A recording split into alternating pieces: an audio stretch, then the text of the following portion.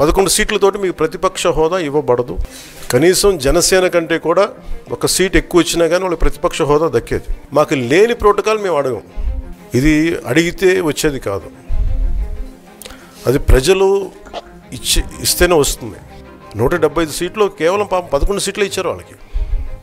అంటే అర్ధాంతరంగా ప్రతిదానికి అసెంబ్లీలోకి రాగానే గొడవ పెట్టుకోవాలి, దేన్నైనా విభేదించాలనేది ఇది ఒక చాలా లో లెవెల్ ఆలోచన విధానం, లో లెవెల్ స్ట్రాటజీ అది. ప్లీజ్ ఈరోజు గవర్నర్ గారి ప్రసంగంలో, బడ్జెట్ సంబంధించిన ప్రసంగంలో గవర్నర్ గారు ప్రసంగిస్తున్నప్పుడు గత ప్రభుత్వంలో ఉన్న నాయకులు, వారి సభ్యులు చాలా హుందాగా గవర్నర్ గారు ప్రభుత్వం తరపున ఆయన సందేశాన్ని తీసుకెళ్తున్నప్పుడు వారు చేసింది ఏమాత్రం సబబుగా లేదు.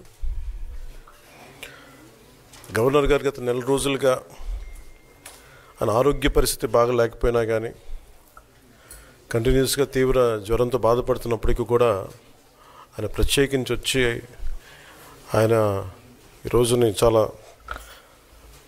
ఘనంగా, చాలా బలంగా ఈ మెసేజ్ని ఇచ్చినందుకు ముందుగా గవర్నర్ గారికి మా ప్రత్యేక ధన్యవాదాలు.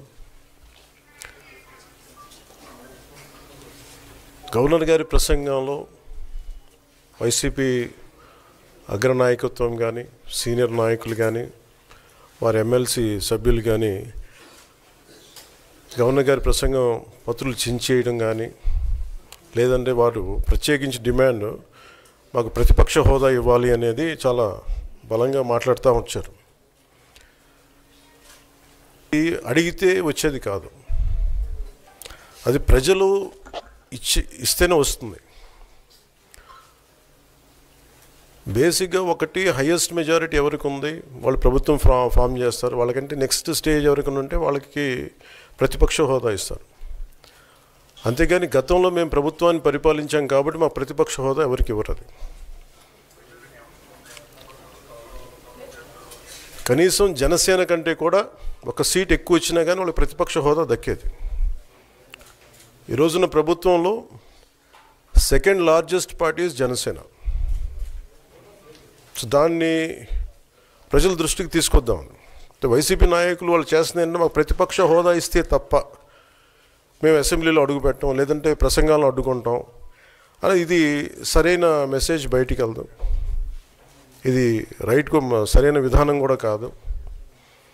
ఇది ప్రజలందరికీ తెలియజేయాలనుకున్నాం. ఇది ప్రతిపక్ష హోదా ఏ పరిస్థితిలో వస్తుందంటే, మీకు రూలింగ్ పార్టీ కంటే కూడా అత్యధికంగా ఇంకొక సీట్లు వాళ్ళకంటే మీరు వస్తే, దాని తర్వాత స్థానం మీకు వస్తే ఖచ్చితంగా ప్రతిపక్ష హోదా వాళ్ళకే ఉంటుంది. 21 సీట్లు ఉన్న జనసేన, 11 సీట్లు ఉన్న వైసీపీకి ప్రతిపక్ష హోదా ఎలా వస్తుంది? మేము వస్తే తప్ప మేము అసెంబ్లీకి రాము, ఇలా గవర్నర్ ప్రసంగాలను అడ్డుకుంటాం అనేది ఇది సరైనది కాదు. ఇది ప్రజలందరికీ కూడా తెలియచేస్తున్నాం ఈ సందర్భంలో. అందుకని ఇది భవిష్యత్తులో కూడా మేము కోరుకునేది వైసీపీ నాయకుల్ని, మీకు ప్రతిపక్ష హోదా ఇవ్వకపోయినా ప్రజలు మీకు 11 సీట్లు ఇచ్చారు, దాన్ని గౌరవించి మీరు అసెంబ్లీకి రండి. మీ స్థాయికి తగ్గట్టుగా మీకు ఎన్ని ప్రశ్నలు అడగాలో దాని తగ్గట్టుగా ఇస్తారు మీకు. ఇవన్నీ దాటి మన స్పీకర్ గారు కూడా చాలా గౌరవంగా, వాళ్ళు 11 సీట్లు వచ్చినప్పటికీ కూడా చాలా గౌరవంతో ఇంతకాలం వాళ్ళకి ఇస్తూ వచ్చారు. ప్రశ్నోత్తరాల సమయంలో కూడా ఆయనకి ఇచ్చారు. గతంలో కూడా ఇవన్నీ ఆయన రావడానికి కూడా ఆయన ఎలా రావాలి, ఏం చేయాలి, దానికి కూడా చాలా ఏమాత్రం ఇబ్బంది పెట్టకుండా గతంలో కూడా చేశారు. ఫస్ట్ మీరు మనకి గవర్నమెంట్ ఫామ్ అయిన తర్వాత కూడా వీటిని దృష్టిలో పెట్టుకొని వైసీపీ కొంచెం హుందాగా వ్యవహరించాల్సిన అవసరం ఉంది. వైసీపీ నాయకులకు కూడా మీకు బాధ్యత ఉంది. గవర్నర్ గారి ప్రసంగాన్ని మీరు ఆ విధంగా మీరు ప్రశాంతంగా విని దాన్ని వచ్చే జరుగుతున్న సమావేశాల్లో మీరు దాని మీద లోటుపాట్లు మీరు చెప్తే బాగుంటుంది తప్ప ఇలా కూర్చోబెట్టి అరుపులు కేకలు ఇది సమంజసంగా లేదు. అంటే అర్ధాంతరంగా ప్రతిదానికి అసెంబ్లీలోకి రాగానే గొడవ పెట్టుకోవాలి, దేన్నైనా విభేదించాలనేది ఇది ఒక చాలా లో లెవెల్ ఆలోచన విధానం, లో లెవెల్ స్ట్రాటజీ అది. ప్లీజ్ మీరు అప్గ్రేడ్ అవ్వండి, మీరు అప్లిఫ్ట్ చేసుకొని మీరు కూర్చోబెట్టి డెమోక్రటిక్ ప్రాసెస్కి గౌరవం ఇవ్వండి. మనస్ఫూర్తిగా వైసీపీ నాయకులకి ఇది నా విన్నపం, నా విజ్ఞాపన. This what I would like to say. And నిజంగా కావాలి అంటే మీరు ఈ 5 సంవత్సరాల్లో మీరు ప్రతిపక్ష హోదా మీకు రాదు. అది మీరు మెంటల్గా ప్రిపేర్ అయిపోండి. 11 సీట్లతోటి మీకు ప్రతిపక్ష హోదా ఇవ్వబడదు, రాదు. ఎందుకంటే ఇట్ ఈస్ చంద్రబాబు గారు, గౌరవ ముఖ్యమంత్రి చంద్రబాబు గారు డిసైడ్ చేసేది కాదు, జనసేన డిసైడ్ చేసేది కాదు. దానికి రూల్స్ ఉన్నాయి, దానికి రెగ్యులేషన్స్ ఉన్నాయి, నామ్స్ ఉన్నాయి. ఉదాహరణకి నేనే ప్రభుత్వం, మన కేంద్ర ప్రభుత్వం ఫార్మేషన్కి మేము వెళ్ళినప్పుడు పార్లమెంటరీ లీడర్ని ఎన్నుకోవాలి మనం కూర్చున్నప్పుడు, ఎన్డీఏ పక్ష నాయకుడు ఎన్నుకోవాలనుకున్నప్పుడు నేను నాయకుల స్థాయిలో నేను కూర్చున్నాను. అదే నేను ఇక్కడ మంత్రిగా ప్రమాణ స్వీకారం చేసేటప్పటికి నన్ను ప్రధానమంత్రి గారి పక్కన నన్ను కూర్చోబెట్టలా. నేను డిప్యూటీ సీఎం అయినప్పటికీ కూడా అది మంత్రి హోదానే కాబట్టి తిరిగి నన్ను మంత్రులందరూ పక్కనే కూర్చోబెట్టారు తప్ప ప్రత్యేకంగా నన్ను అక్కడ కూర్చోబెట్టలేదు. They very specific rules and regulations నడుస్తాయి. ఉదాహరణకి పొద్దున కూడా స్పీకర్ గారు ఎదురొస్తే, నేను అసెంబ్లీలోకి అడుగు పెడతా ఉంటే స్పీకర్ గారు ఎదురొచ్చారు. మనకి వచ్చి ఆయన కూడా ఆయనతో పాటు రండి అని వెళ్తుంటే ముందుకు తీసుకెళ్తుంటే నాకు అనిపించింది, సార్ ఇది డిప్యూటీ సీఎంకి ప్రోటోకాల్ ఉండదు, ఓన్లీ ముఖ్యమంత్రి గారు, స్పీకర్, మనకు కౌన్సిల్లో ఉండే చైర్మన్ ఆయనే మీరు చేయాల్సింది తప్ప ఇది మేము ఉండేది కాదని చెప్పి నేనే వెళ్ళిపోయాను. ఎందుకంటే మేమే ప్రోటోకాల్స్ బ్రేక్ ఎందుకు చేయమంటే మాకు లేని ప్రోటోకాల్ మేము అడగం.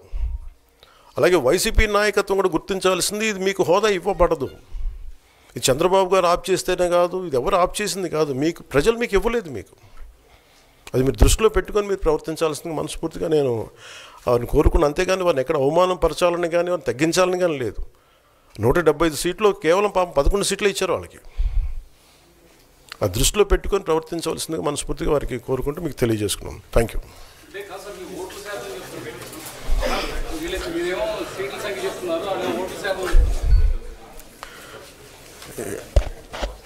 ఫస్ట్ అప్పుడు ఏం చేయాలంటే సార్, అప్పుడు జర్మనీకి వెళ్ళిపోవాలండి. ఇప్పుడు జర్మనీలో ఏంటంటేనండి, నేను జర్మనీ రిజల్ట్స్ కూడా ఏదో వచ్చినాయి చూస్తా ఉన్నాను. ఎలక్షన్స్లో 25% వచ్చిన హైయెస్ట్ పర్సంటేజ్ ఆఫ్ వచ్చిన ఓటుకి ఇన్ని ఎంపీస్, ఇంత అసెంబ్లీ స్థానాలు ఉంటాయి వాళ్ళకి. 5% మించి తక్కువ వస్తే 5% ఓట్లు మిగతా వాళ్ళు పంచుకుంటారు.